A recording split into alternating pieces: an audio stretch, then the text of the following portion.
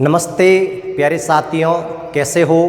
तैयारी चल रही है। आज हम भारतीय इतिहास में प्रचलित कौन कौन से सम्मत थे और वर्तमान में भी कौन कौन से सम्मत अभी तक वो प्रचलित है, उनके बारे में अपन चर्चा करेंगे।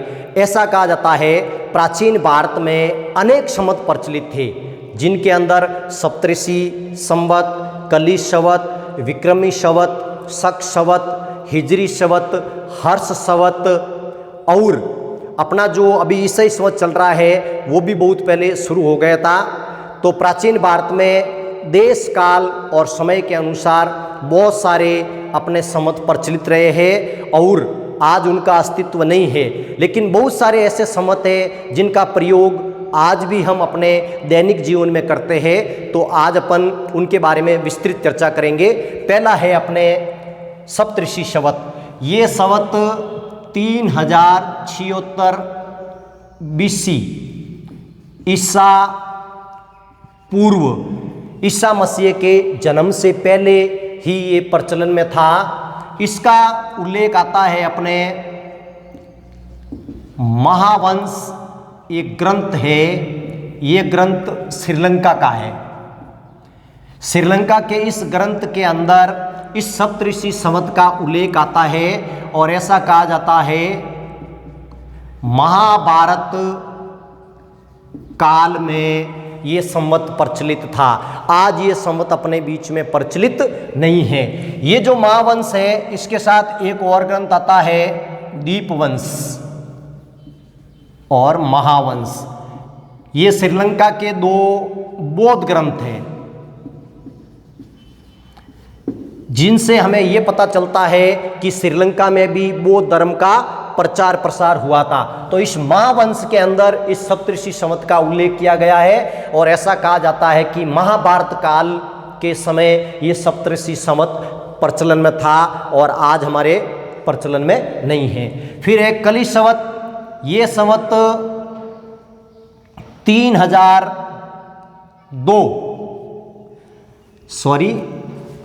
एक मिनट।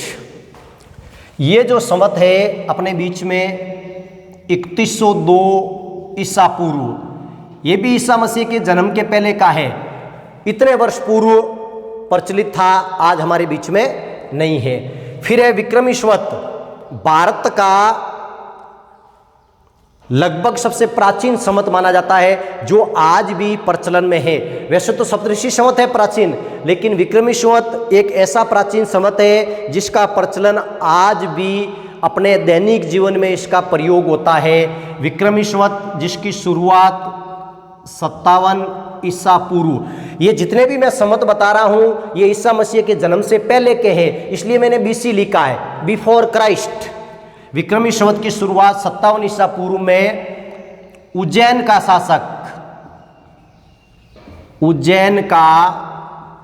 शासक जिसका नाम था विक्रमसेन,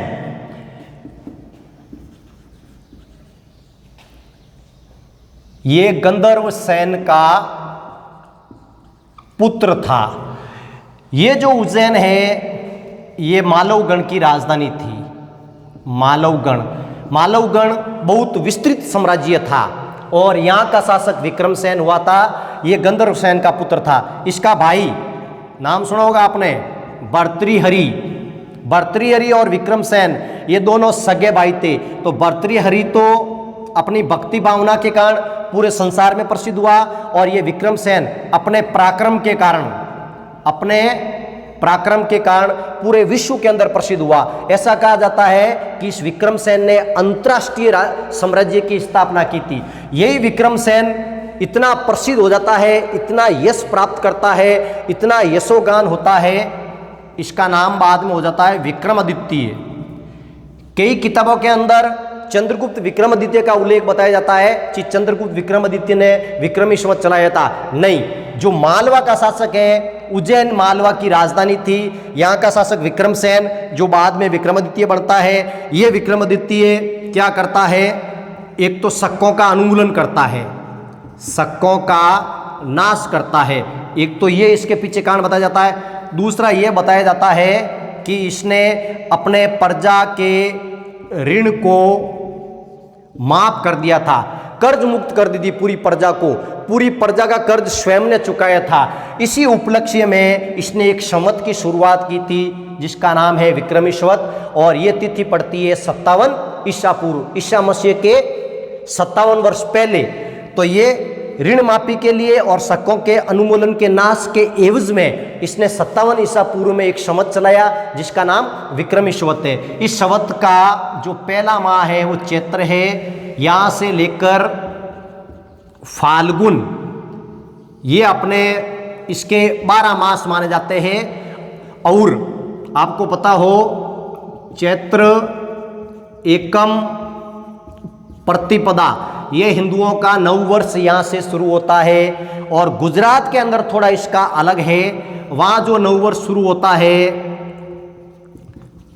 वो कार्तिक माह से होता है, जबकि पूरे भारत के अंदर जो नव वर्ष शुरू होता है वो चैत्र मास को होता है। ऐसा कहा जाता है इस दिन ब्रह्मा जी ने सृष्टि की रचना की थी चैत्र को। तो हिंदुओं का जो नया साल शुरू होता है वो चैत्र से शुरू होता है। पहला माह हमारा ये है और अंतिम जो हमारा माह है 12वां वो फाल्गुन है। कई आपने देखा होगा ग्रामीण अंचलों के अंदर बिना पढ़ी औरतें, बिल्कुल अनपढ़ और निपट अनपढ़ महिलाएं, वो क्या करती है इन महीनों को बिल्कुल याद रखती है, जबकि उन्होंने कोई याद नहीं किया, अनपढ़ महिला है, निरक्षर महिला है, लेकिन इसका उपयोग वो व्यवहार में करती है, बार बार इनका प्रयोग करती है, इसलिए उनको कंटिन्यू याद है। वो बोलती है चैत्र, वैशाख, जेठ, आषाढ़, सावन, भादो, आसोद, काती, मिंगर, पो, माह और फागण, इस तरीके से मारवाड़ी के अंदर वो कंटिन्यू 12 महीनों के नाम बोल देती है। तो चैत्र से शुरू होता है और फाल्गुन, जहाँ अपने होली आती है, फाल्गुन मतलब फागण। चलिए, तो ये सृष्टि की रचना इस चैत्र माह के अंदर हुई थी, ऐसा कहा जाता है। तो ये विक्रमी संवत जो शुरू हो रहा है ऋण माफी को लेकर और शकों के अनुमूलन को लेकर, इस विक्रम सेन ने, जो बाद में क्या बनता है विक्रमादित्य, ये विक्रमादित्य इतना प्रसिद्ध हुआ कि हर कोई राजा ये नाम धारण करना चाहता था। और बाद में ये जो विक्रमादित्य है ये उपाधि बन जाती है। ध्यान रखना, हर राजा या हर शासक अपना नाम विक्रमादित्य रखना चाहता था। इतना बूम चला था, इतना यश और कीर्ति इसने प्राप्त की थी कि हर कोई राजा अपना नाम विक्रमादित्य या अपने नाम के साथ विक्रमादित्य जोड़ना चाहता था। तो ऐसे करके विक्रमादित्य बाद में, पहले एक हुआ था लेकिन बाद में ये उपाधि बन गई। और ऐसा कहा जाता है इतिहास में 14 व्यक्तियों ने विक्रमादित्य की उपाधि धारण की थी, और अंतिम जो शासक था विक्रमादित्य की उपाधि धारण करने वाला हेमू था। ध्यान रखना ये। और सबसे प्रसिद्ध जो बाद में शासक हुआ जो विक्रमादित्य की उपाधि धारण करता है वो है चंद्रगुप्त विक्रमादित्य, जो अपने गुप्त वंश का शासक होता है। तो 14 व्यक्तियों ने विक्रमादित्य की उपाधि धारण की। पहले एक विक्रमादित्य हुआ था तो ये इतना फेमस हो गया। आज भी देखिए हर कोई अपने बच्चे का नाम, कोई सलमान रखता है, कोई अभिषेक रखता है, क्योंकि ये हस्तियां ये इतने बड़े ग्लैमर है कि हर कोई अपने बच्चे का ऐसा नाम रखना चाहता है। तो विक्रमादित्य भी इतना बूम था, इतना प्रसिद्ध हो गया था, इतनी कीर्ति और यश पाया था कि हर कोई राजा अपने नाम के साथ क्या जोड़ता था, विक्रमादित्य। तो 14 राजा ऐसे हुए इतिहास में जिन्होंने विक्रमादित्य की उपाधि धारण की है। चलिए फिर आगे चलते हैं अपन। तो ये हो गए अपने विक्रमी संवत। एक क्वेश्चन पूछा था एग्जाम के अंदर, छप्पनिया अकाल कब पड़ा?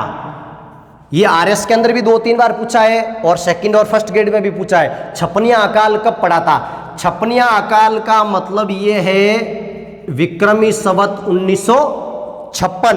ध्यान रखना, ये 1956 के अंदर ये विक्रमी संवत है। विक्रमी संवत 1956 को एक भयंकर भारत में अकाल पड़ा था जिसके अंदर जल की, अन्न की, तर्ण की कमी हो गई थी और बहुत सारे लोग काल कलवित हो गए थे, काल के ग्रास हो गए थे, मर गए थे। तो फिर उसने क्या किया, यहाँ जो ऑब्जेक्टिव के अंदर जो सन दिए थे 1896 दे दिए, बी के अंदर 1899 दे दिए, सी के अंदर 1898 दे दिया और डी के अंदर इसने 1895 दे दिया। अब इनमें से सही उत्तर कौन सा है? छप्पनिया काल का। छप्पनिया का मतलब 1956। तो अपन क्या करेंगे, जो विक्रम अभी जो वर्तमान में ईस्वी सन चल रहा है जो भी ईस्वी सन चल रहा है उस ईस्वी सन में से अपन 57 घटा देंगे, तब अपना जाके क्या आ जाएगा, ईस्वी सन आ जाएगा। तो ये है 1956, इसमें से आप 57 माइनस कर दीजिए तो आ जाएगा आपके 1899। इसका मतलब 1899 को छपनिया अकाल पड़ा, भयंकर अकाल पड़ा। उस समय भारत का जो वायसराय था कौन था, करजन था। तो करजन के शासनकाल में 1899 में एक भयंकर अकाल पड़ा जो छपनिया अकाल के नाम से जाना जाता है, और उसने पूछ लिया 1956 विक्रमी संवत। तो ऐसे निकालना है अपन को, आगे मैं और इसका मेथड बताऊंगा। चलिए फिर आता है अपने चौथा शक संवत। ये जो संवत चला था ये 78 ईस्वी एडी में चला था। उस समय यहाँ आपको पता हो कुषाण वंश का शासक कनिष्क, ये इस वंश का शासक था, और इसने अपने राज्याभिषेक के समय इस संवत की शुरुआत की थी। तो कनिष्क कुषाण वंश का है और इसने राज्याभिषेक किया था 78 ईस्वी में, और उसकी एवज में उसने एक संवत चलाया जिसका नाम है शक संवत। अब अपने क्वेश्चन ये आता है, जैसे आपने ऊपर पढ़ा है विक्रमी संवत व शक संवत में कितना अंतर है, ये पूछा जाता है। तो एक अपन लाइन डालते हैं, यहाँ पर ईसा मसीह का जन्म मान लेते हैं। अपन जानते हैं कि 57 BC को चला था विक्रमी संवत और 78 AD को चला था शक संवत। तो अब इसको आप 0 मान लीजिए। अब आप इधर बढ़िए, इन दोनों को जोड़ने से 135 आता है। तो 135 वर्ष का अंतर है। तो 57 BC तो विक्रमी संवत हो गया और 78 AD शक संवत हो गया, और इन दोनों के बीच का जो गैप है, जो अंतर है, वो 135 वर्ष है।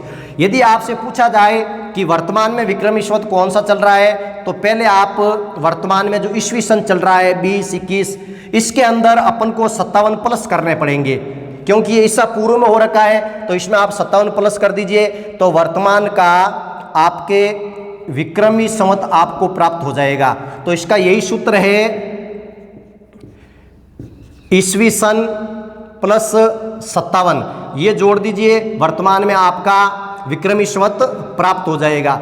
इसी प्रकार यदि शक संवत प्राप्त करना है, पूछा जाए कि 2020 में कौन सा शक संवत चल रहा है, तो 2020 के अंदर 78 को माइनस करोगे तब अपने आप आपके ये शक संवत प्राप्त हो जाएगा। तो 78 तो माइनस होगा और 57 प्लस होगा, जो वर्तमान में ईस्वी संवत चल रहा है।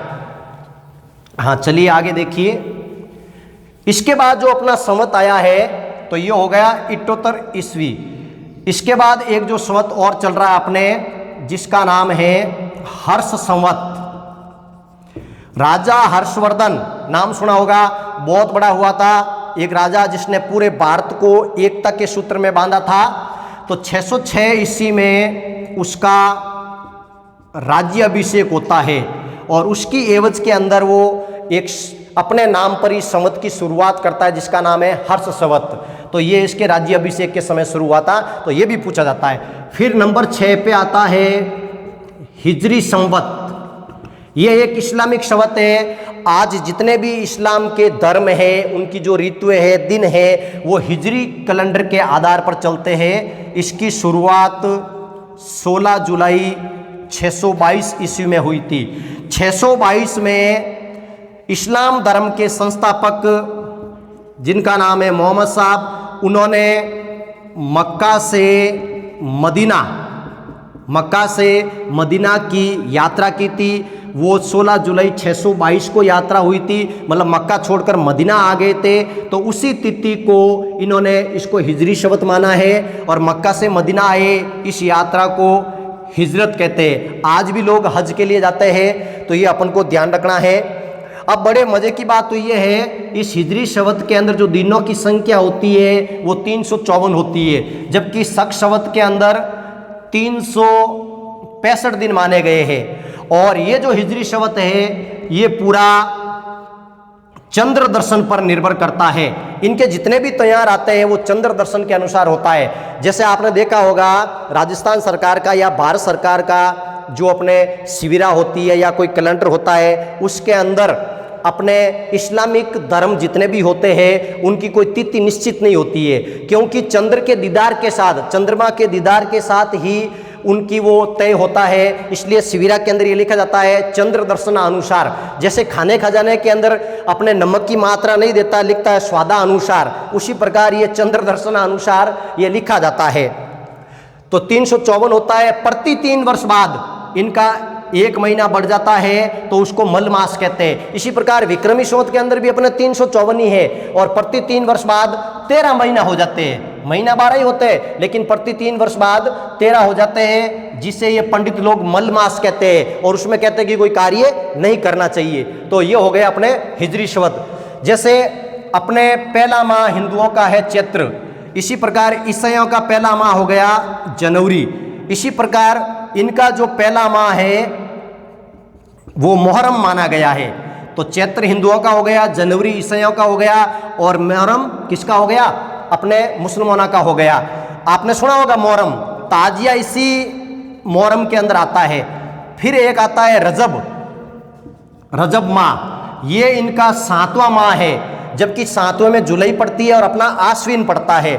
तो इस रजब के अंदर आपको पता हो उर्स के मेले संपादित होते हैं। जैसे गरीब नवाज का अजमेर के अंदर मेला भरा जाता है। इसी प्रकार 9वां माह इनका जो होता है वो रमजान होता है, जबकि इंग्लिश के अंदर सितंबर होता है और अपना दूसरा होता है। और इनका जो 12वां माह होता है वो जिल हिज्जा होता है, जो दिसंबर होता है। यह जरूरी नहीं है कि चैत्र आएगा तब जनवरी आएगी या जनवरी आएगी तब मुहर्रम ही आएगी, क्योंकि इनके पूरे वर्ष के दिनों की संख्या अलग अलग है। तो चैत्र तो कई बार मार्च जब आधा बीत जाता तब चैत्र शुरू होता है। इसलिए केवल आपको यही याद रखना है, हिंदुओं का पहला चैत्र और ईसाइयों का जनवरी और मुसलमानों का मुहर्रम, फिर इनका रजब, रमजान, ये इस तरीके से आपको याद करना है। इसमें फिर आगे देखिए, हिजरी संवत के बाद अपन एक संवत और है अपने इतिहास के अंदर जिसका नाम है गुप्त संवत। इसको वल्लभी संवत भी कहते हैं। ये संवत अपने 319-20 AD में शुरू हुआ था। ये शुरू किया था श्री चंद्रगुप्त प्रथम, जो गुप्त वंश का शासक था। इस चंद्रगुप्त प्रथम ने अपने राज्याभिषेक के समय इस संवत का प्रचलन किया था। आपको पता हो अल बरूनी, अल बरूनी जो एक अरबी इतिहासकार था, भारत आता है, एक ग्रंथ लिखता है किताब उल हिंद। एक ग्रंथ लिखा था जिसका नाम है किताब उल हिंद।